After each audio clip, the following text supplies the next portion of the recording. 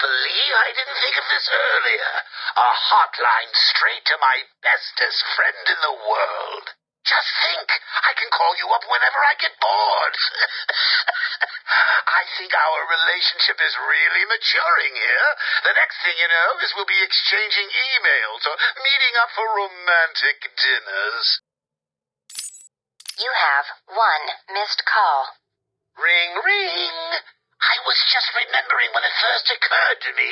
It was about 6 months after you left me on that rooftop back at the asylum. As the bones knitted back together, I had plenty of time to think. So how do you keep a secret from the world's greatest detective? Well, do you know?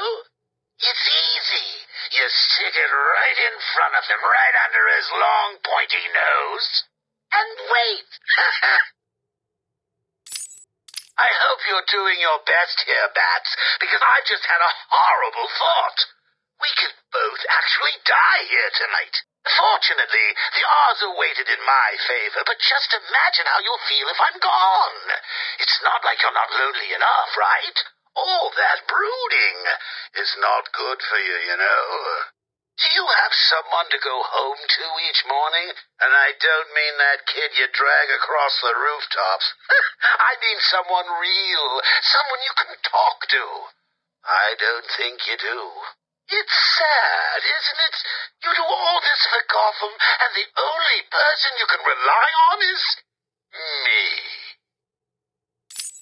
You have one missed call.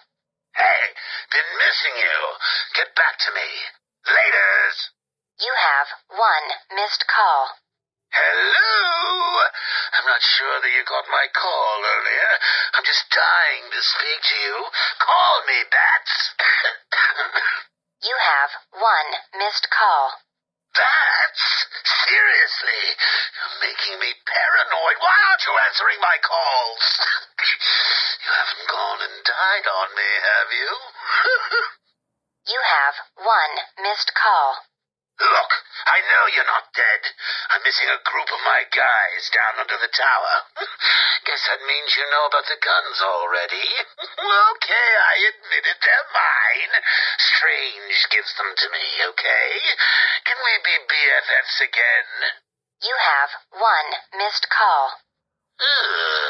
Maybe it wasn't you that took out my guys. All right, then. The message I left before, you know, the one I left about the guns, you can ignore it. Just delete it. You have one missed call. Right. This is getting ridiculous. I've been leaving messages all night and you still haven't got back to me. Who do I need to kill to make you pick up? You have one missed call. At last?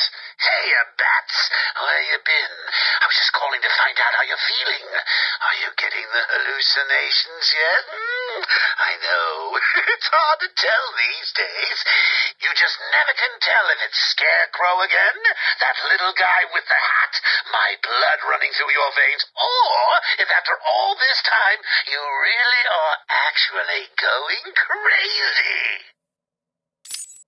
You have one missed call. Hey, Bats, are you okay? I'm sorry I had Harley steal your cure.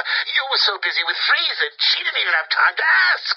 But don't worry, as soon as that little minx is back here and I've had my share, I'll save some for you. You'll have to work for it, but it will be right here waiting for you. You probably won't believe this, but I don't really think I can sit back and watch you die. It's selfish, really, but we need each other. Life would be so boring without you. Who would I talk to? Who would really understand me? Hello? Anyone in there? No sense of humor. Ah, the strong and silent type, eh? Think you're safe behind that mask? Give me 20 minutes and a can opener, and I'll have you whimpering like a schoolgirl. You might like it. That's enough, patient. Guard, leave us. Yes, sir. Good afternoon. My name is Professor Hugo Strange. And you are? Two-Face. Catwoman. Batman. We can play these games as long as you like. Great! I love games. Not in my facility, you won't. I am offering you this opportunity to make a deal. I am fully aware of your condition. The last thing you have is time. But I can make your final days more comfortable. And in return, I'd be giving you... I wish to study you. I need to know why you are the way you are. I don't have long, Doc. You're going to need more than some psycho mumbo-jumbo to get to the bottom of what's wrong with me. Oh, I have more than that. Much more. So, do we have a deal? How are you feeling today? You promised me another doctor, Strange. Maybe you shouldn't have killed the one I sent last week. What made you do it? Fish gotta swim, birds gotta fly. Besides, it was worth it to see the look on her face. Hey, you know what? I think I've got a piece of it here in my pocket. You are trying my patience. That was the third doctor you've killed. Well, keep on sending them, Doc. I'm trying to break my record. I think it is time for you to do something for me. Name it, Doc. Tell me how you came to be. Explain what made you what you are today. How you come to be sitting across the table from me, dying. Is that all? Well, I guess you could say I once had a very bad day. Really? Go on. It was a Thursday night. Things had been getting worse. I was 3 days from the bank foreclosing on my home. The chemical plant I worked nights at was about to lay off half the workforce. And I was sitting in the hospital, holding the hand of my pregnant wife, wishing to God that she wasn't dead. That must have been upsetting for you. Probably was. Back then, though, all I knew was that if I didn't let old man Falcone's men into the plant that night, they'd have killed me too. So here's the thing. I had to decide. Could I live without her? Was there any point going on? I've got to admit it. I was scared. Not of being dead, you understand. No one would blame you if you were. It is perfectly common. Do I look common? No, I was scared of the part just before you die, when you don't know what is about to happen, when you're desperately clutching at life and trying to hold on with slippery, blood-covered hands. So I made a decision right there. And what was that? That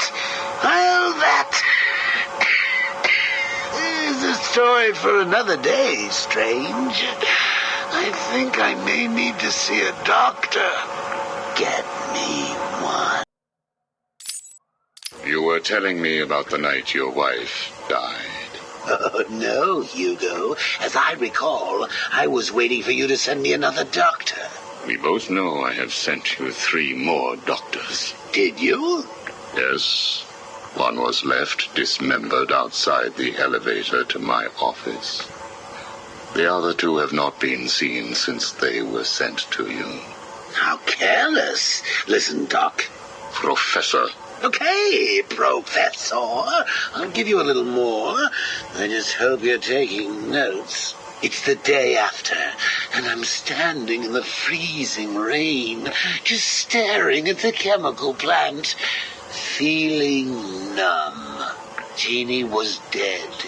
It didn't seem real. I can remember the day I first met her.